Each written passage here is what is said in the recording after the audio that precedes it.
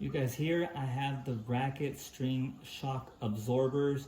This is for either a tennis racket or you could use it for a racquetball racket. I'm going to be using it for my racquetball racket. It comes total with 6 strings. You have 3 black ones, you have a blue one, a red one, and this neon yellow colored one.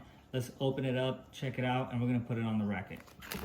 Okay, I have them all laid out right here. I just want to point out that they're very stretchy. They're like rubber bands, and if you guys have tried using rubber bands on your racket, it does work very well. It works better than some shock absorbers that I've seen.